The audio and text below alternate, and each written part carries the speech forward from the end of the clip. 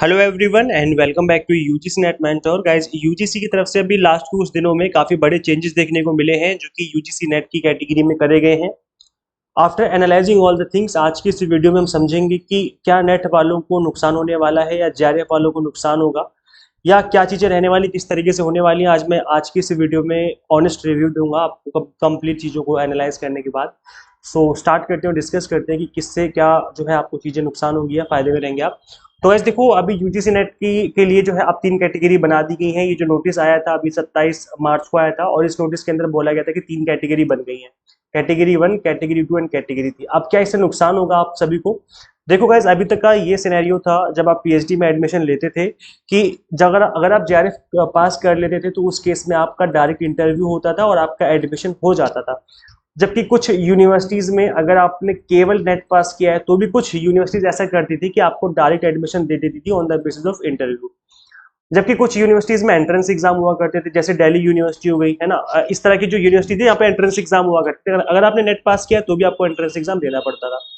हमने देखा कि लास्ट ईयर अभी एनटीए ने एक कॉमन एंट्रेंस एग्जाम लिया था, कॉमन एंट्रेंस था फॉर पीएचडी। तो ये जो कॉमन एंट्रेंस था, इसमें कुछ यूनिवर्सिटीज, आई थिंक 4 यूनिवर्सिटी जिन्होंने पार्टिसिपेट किया था। अगर आप इस एंट्रेंस एग्जाम में पास हो जाते हो तो 4 अलग अलग यूनिवर्सिटीज में आपको आपके सामने जो है एक ऑप्शन रहता था एडमिशन लेने के लिए। तो यहाँ पे अगर आप ध्यान से ऑब्जर्व करेंगे तो आपको यहाँ पे डबल चांस मिलते थे, दो चांस मिलते थे। कि पहला चांस ये होता था कि अगर आपने नेट एग्जाम दिया और जेआरएफ पास कर लिया तो आपका जो इंटरव्यू होता था उसके बेस पे आपका एडमिशन हो जाता था। तो पहला चांस ये होता था पीएचडी में एडमिशन के लिए। और वहीं सेकंड चांस आपको तब मिलता था जब एनटीए आपका एंट्रेंस एग्जाम कंडक्ट करता था फॉर पीएचडी एडमिशन। तो आपको मतलब 2 चांस दिए दिए जाते थे, आपको 2 चांस मिलते थे और उस तरीके से आप एडमिशन ले पाते थे।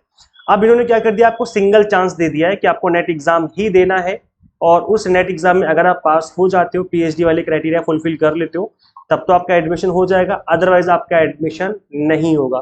तो अब क्या यहाँ पे सिंगल चांस मिलेगा आपको। आप समझ रहे हैं मैं क्या बोल रहा हूँ? पहले आपको नेट एग्जाम देना पड़ता था, अगर जेआरएफ निकल गया तो डायरेक्ट एडमिशन। तो पहला चांस ये था, और दूसरा चांस ये था कि आपको एंट्रेंस एग्जाम देना पड़ता था अलग से। सपोज वो आपने नेट पास नहीं किया या पीएचडी पास नहीं करी तो भी आपके पास चांस रहता था कि आपको एंट्रेंस एग्जाम देना है, और उसको अगर आपने पास कर लिया तो भी आपका एडमिशन हो जाता था पीएचडी में। तो आपको डबल डबल चांस मिलते थे। अब आपके पास सिंगल अटेम्प्ट होगा कि अगर आपने दे दिया एग्जाम, पास कर लिया, तो ही आप एडमिशन ले पाओगे, अदरवाइज दोबारा से नेट की प्रिपरेशन करना स्टार्ट कर दो। पहला तो ये एक डिसएडवांटेज मेरे को लगता है कि स्टूडेंट्स का यहाँ पर नुकसान होने वाला है इस चीज को लेकर के, आप सिंगल चांस मिलेगा। और सेकंड जो है नुकसान ये भी होने वाला है कि जो नेट का एग्जाम होता है इसका थोड़ा जो लेवल है अब बढ़ा दिया है एनटीए ने, काफी टफनेस लेवल जो है काफी बढ़ गया है। तो अगर हम कंपेयर करें इस एग्जाम को पीएचडी एंट्रेंस के एग्जाम के साथ, तो जो पीएचडी एंट्रेंस का एग्जाम होता था वो कंपैरेटिवली नेट के कंपैरेटिवली इजी होता था। ऐसा नहीं मैं बोला बिल्कुल इजी होता था, बट नेट के कंपैरिजन में इजी होता था। तो ऐसे में इस एंट्रेंस को क्रैक करके एडमिशन लेना कंपैरेटिवली इजी था एज कंपेयर कि आप जेआरएफ क्रैक करके पीएचडी में एडमिशन ले रहे हो। तो कहीं ना कहीं ये भी आपके लिए एक नुकसान की बात है कि यहाँ पर अब आपको नेट ही पास करना पड़ेगा, आई मीन नेट एग्जाम दे करके उस क्राइटेरिया को फुलफिल करना पड़ेगा, देन उसके बाद ही आपका एडमिशन होगा। तो एक डिसएडवांटेज आपके साथ ये भी हो गया है। एक तीसरा मुझे और एक डिसएडवांटेज लगा कि जैसे कि आप यहाँ पे देख सकते हो कि जो जेआरएफ क्वालिफाइड स्टूडेंट होंगे उनको ओनली इंटरव्यू के बेस पर एडमिशन हो जाएगा पीएचडी में। जबकि अगर आप कैटेगरी 2 या कैटेगरी 3 में अप्लाई करते हो, मतलब वहां पर 70% जो है वेटेज रहेगी रिटन एग्जाम की, टेस्ट स्कोर की, और 30% वेटेज होगी आपके इंटरव्यू की। तो यहाँ पर क्या है कि सपोज करो किसी का इंटरव्यू अच्छा नहीं गया या कुछ कम स्कोर कर पाए इंटरव्यू में, बट आपकी 70% की वेटेज तो आपके पास, रिटन आपके हाथों में टेस्ट स्कोर के बेस पे। तो ऐसे में आपके साथ कोई गलत नहीं कर सकता, मतलब कोई बायसनेस नहीं होगी। ऐसा नहीं हो सकता कि पहले से चीजें पीछे से फिक्स हो गई हैं, है ना। तो वो चीज नहीं होगी, क्योंकि आपको पता है रिटन एग्जाम अगर आपका अच्छा गया है, इंटरव्यू आपने ठीक ठाक परफॉर्म कर लिया, तो भी आपके अच्छे मार्क्स बनेंगे और आपका एडमिशन हो जाएगा। बट अगर आप ओनली जेआरएफ क्वालिफाइड हो और ओनली इंटरव्यू के बेस पे आपका एडमिशन होने वाला है, तो हो सकता है कि भले ही आपका इंटरव्यू अच्छा गया हो तो भी आपको बोलेंगे कि हम आपको नहीं लेंगे। क्यों? क्योंकि आप 100% आपने वेटेज दे रखी है इंटरव्यू की यहाँ पर, है ना।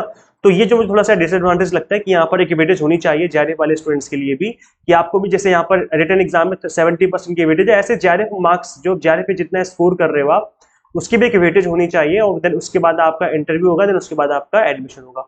तो ये तरीके से चीजें होनी चाहिए, तो मुझे लगता है कि ज्यादा फेयर तरीके से चीजें हो पाएंगी। इस तरीके से जो बाइसनेस है वो खत्म हो जाएगी टीचर्स की। तो ये थोड़ा सा जो है चीजें रहने वाली है। इसके अलावा यहाँ पर मुझे एक चीज और लगी कि अगर आपने बोला यहाँ पे देखो साफ साफ क्लियरली मेंशन था कि 1 ईयर के लिए वैलिड रहेगा वो स्कोर जो कि आपको पीएचडी में एडमिशन के लिए लाना होगा। तो ये भी मुझे लगता है कि 1 ईयर का कम टाइम दिया गया है इस स्कोर को एटलीस्ट, क्योंकि जेआरएफ की आपको पता है कि 3 साल की वैलिडिटी रहती है। तो एटलीस्ट इस पीएचडी एडमिशन वाले स्कोर की एटलीस्ट आपको एटलीस्ट 2 साल की वैलिडिटी तो देनी ही चाहिए थी। 1 साल तो बहुत कम टाइम पीरियड होता है, क्योंकि ऐसे में क्या होगा कि जो बच्चे अपियरिंग में, सपोज करो मैं मास्टर कर रहा हूँ, है ना, पीजी कर रहा हूँ, मैं पोस्ट ग्रेजुएशन के फर्स्ट ईयर में मैंने एग्जाम क्रैक कर लिया, तो ऐसे में ये मैंने फर्स्ट ईयर में एग्जाम क्रैक किया, अपियरिंग में दिया था, तो ऐसे में जो ये 1 ईयर का जो वैलिडेशन, ये तो मेरे लिए फिर मैं नुकसान में हो गया ना, क्योंकि जब तक मेरी पीजी कंप्लीट नहीं होगी तब तक मैं कैसे एडमिशन ले लूंगा पीएचडी में, है ना। तो वो वाली बात है। तो कहीं ना कहीं मुझे लगता है कि यहाँ पर नुकसान होगा उन बच्चों का जो कि अपियरिंग में एग्जाम क्रैक कर लेंगे बट वो एडमिशन नहीं ले पाएंगे पीएचडी में, क्योंकि उनकी पीजी कंप्लीट नहीं हुई है। और यहाँ पर जो 1 ईयर का वाला क्राइटेरिया वो फुलफिल ही नहीं कर पाएंगे क्योंकि उनकी पीजी कंप्लीट नहीं हुई है। तो मुझे लगता है कि ये 1 ईयर का टाइम ना देकर के उनको 2 साल का टाइम देना चाहिए था, जिससे एटलीस्ट स्टूडेंट अपनी पीजी कंप्लीट करके पीएचडी में एडमिशन ले पाए। तो ये मुझे लगता है थोड़ा सा नुकसान हुआ है। और देखते हैं, ऐसे तो आप सभी को मेल करना चाहिए, यहाँ पर मेल आईडी गिवन है। खैर ये वाली तो मेल आईडी की तो वेबसाइट है, जो यूजीसी की ईमेल आईडी है उस पर आपको मेल करना चाहिए, सभी को अपनी बातें लिखनी चाहिए, शेयर करनी चाहिए, ताकि जो है यहाँ पर चीजें जो है वो थोड़ा सा और प्रॉपर वे में की जा सके और स्टूडेंट्स के फेवर में हो। तो ये मुझे लगता है। बाकी यहाँ पर ईमेल आईडी गिवन है, इस ईमेल आईडी पे आप मेल कर सकते हो। बाकी यहाँ पर नंबर भी गिवन है, आप नंबर पे कॉल करके भी बोल सकते हो कि भाई एटलीस्ट 2 साल का टाइम पीरियड कर दीजिए।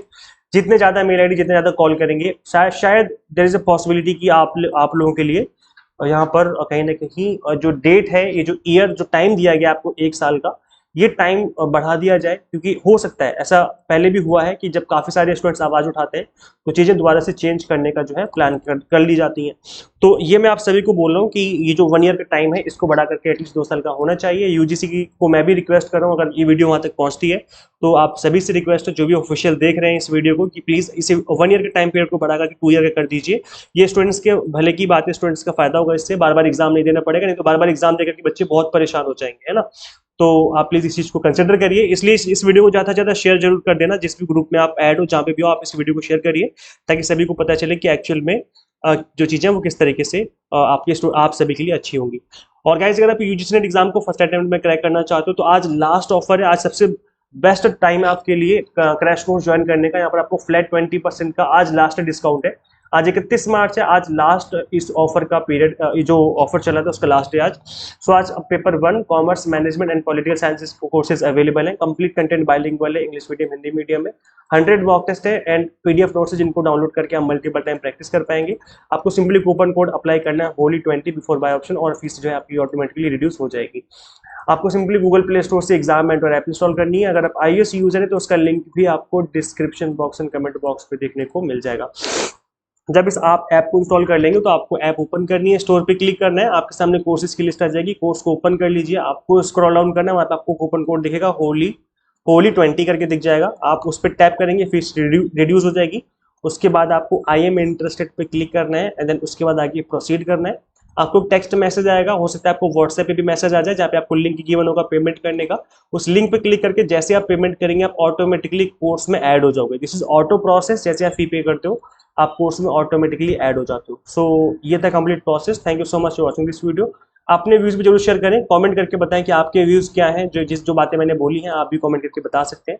Share this video with all NET aspirants. Guys मिलते हैं फिर नेक्स्ट वीडियो में। Till then keep watching UGC NET mentor. Thank you so much.